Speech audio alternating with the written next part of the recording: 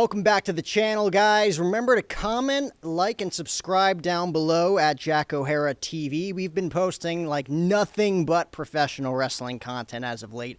Every single day moving forward, we will have a long format of professional wrestling, albeit probably WWE. WWE is the hot hand at the moment. Maybe AEW does some business with WWE. Cross your fingers moving forward, heading into December, and Saturday night's main event on December 13th, to be exact, in Washington, D.C. However, we are going to have nothing but professional wrestling content moving forward at least once per day. But on top of that, we are also going to get more into our sports bag a little bit. We got the postseason coming around the corner in Major League Baseball. We got Week 5 of the NFL coming up. NBA opening weekend right around the corner within the next month. There's going to be a lot to talk about in the world of sports.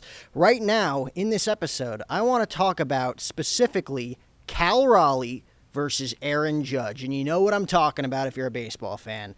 We have a switch-hitting catcher who has hit over 60 home runs for the first time in Major League Baseball history for a team that is desperately looking to win in the Seattle Mariners.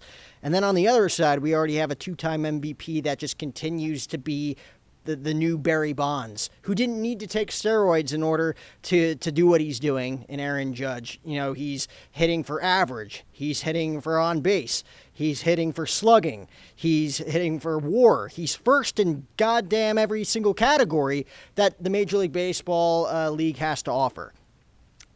Cal Raleigh, though, is doing something that is completely unprecedented at the exact same time. He is the first ever switch hitter to hit 60 home runs in a season. He is the first ever catcher to hit 60 home runs in a season, and he has single-handedly brought Seattle to life heading into October. The Seattle Mariners have arguably as good of a shot as anybody in the American League this year. I mean, who do you really got?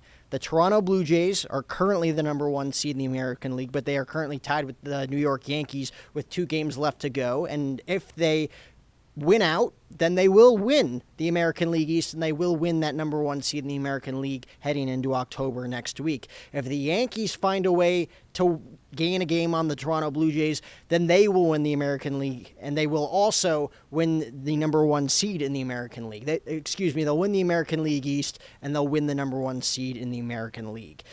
If not, then they'll be the 4 seed, whichever team will host. It'll either be the Toronto Blue Jays and I believe the Boston Red Sox will face each other in the wild card round, or it will be the New York Yankees and the Boston Red Sox in the wild card round. You also are going to see the Seattle Mariners involved. I believe they'd be the 2 seed if they won the West, if not the Houston Astros as well. So there's going to be a lot of great teams at the top of the American League. And on the NL side as well, you got the Phillies, you got the Dodgers, you got the Cubs, you got the Padres, you got the Mets, you got the Brewers. It's a free-for-all this year. Last year, I think the writing was on the wall with the Dodgers and the Yankees a little bit. You know, the Padres kind of gave L.A. a run for their money in the NLDS. The Yankees looked pretty strong against both Kansas City and Cleveland last year. On the AL side as well, you got the Tigers and the Guardians. How about them Tigers, man? They had a 15-game lead just 2 months ago. And where did that go? The Cleveland Guardians could win the American League Central, and it could be the biggest collapse in Major League Baseball history from a standing standpoint for the Detroit Tigers. It's a free-for-all. It truly is. If you told me back in spring training when pitchers and catchers reported in February, this was the Dodgers league to lose, really. After last year not even having remotely their best pitching rotation that they possibly could have had, they still found a way to win that series against the Yankees. And it was more so the Yankees beat the Yankees than the Dodgers beat the Yankees. I would say the Yankees and Freddie Freeman beat the Yankees last year. The Yankees didn't lose to the Dodgers. The fundamental baseball lost to the Dodgers, especially in that Game 5. But I digress. I got over it. We're heading into a brand new October in 2025.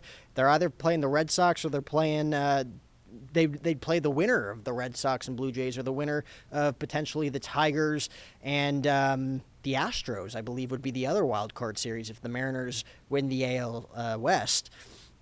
So time will tell on that. On the NL side, The Dodgers are going to be the 3 seed. The Phillies are going to be the number 1 seed. I believe the Phillies could be the team to beat after Kyle Schwarber had a mega season, another 55-plus home run season in the NL. You had Schwarber, you had Ohtani, you had Cal Raleigh, you had Aaron Judge. I know I'm missing a few as well. A lot of home runs were hit this season in 2025. I couldn't predict the World Series matchup if I could right now. I'd like to think if the Yankees win the AL East in the next 2 days, they have a strong shot considering they'd have home field advantage throughout. But also the Red Sox are hot. The Blue Jays are hot. The Cleveland Guardians are hot at the right time. They'd be an underdog for sure. The AL Central always is, but they're hot right now. The Astros are always a dangerous team come October. I mean, there's so much storylines heading into this October on the AL side, and then on the NL side, Phillies, Dodgers, and everybody else. I mean, the Mets could catch fire at the right time. Juan Soto is definitely catching fire at the right time. I mean, for a guy that's having a down season in his first season in the blue and orange, he's having a career year. You know, he's hit the most home runs he's ever hit in one season after hitting 41 last year for the Yankees. Francisco Lindor's having another career year. The Mets are solid. But they have proven to disappoint in past years. We'll see if they're able to do it after a pretty nice October last year. The Brewers are going to be good. The Cubs, I'm hoping, go far. It's their first October in a few years. The Padres always are looking to prove something. This is going to be a fun October in Major League Baseball. But when the dust settles, I want to get back to the main point. When the dust settles, who's going to win the American League MVP award? Statistically, it should be Aaron Judge. Aaron Judge is having arguably the greatest season that a hitter has ever had. 50-plus home runs, led the league in RBIs, led the league in slugging, led the league in OBS, led the league in WAR, led the league in on-base percentage, led the league in average. He's going to win a batting title. I mean, he is having a year like no other. But Cal Raleigh, if you're talking about historic seasons, he's the first ever catcher to hit 60 home runs in a season, and he's the first ever switch hitter to hit 60-plus home runs in a season. Hell, if he breaks the AL home run record in the next 2 days, I mean, he still has 2 games to play, and I know that the Mariners' spot in the American League postseason format is kind of solidified, but if you play Cal Raleigh over the next 2 days and he hits at least 3 more home runs, that's your case right there of how Cal Raleigh can be the undisputed American League most valuable player in 2025. If not, I wouldn't say it's a hard case against him, but it's tough to argue against Aaron Judge in the season that he's having. One of 2 things can win Cal Raleigh the MVP over Aaron Judge, considering Aaron Judge's season. 1, he hits 63 home runs. Or 2, he takes the Seattle Mariners to a deep playoff run, whether that's the ALCS or the World Series. I'd argue the same for Aaron Judge. I think whoever goes deeper in the postseason, has the tip for American League MVP. I think a lot of the writers are going to vote for Aaron Judge. I think Aaron Judge is definitely the lead, but it's tough to argue against the season that Cal Raleigh's having because we don't know if Cal Raleigh is going to be able to put up a season like this ever again. I'd like to think that he could. Aaron Judge has been able to do it 4 times. But is Cal Raleigh the MVP in 2025 over Aaron Judge?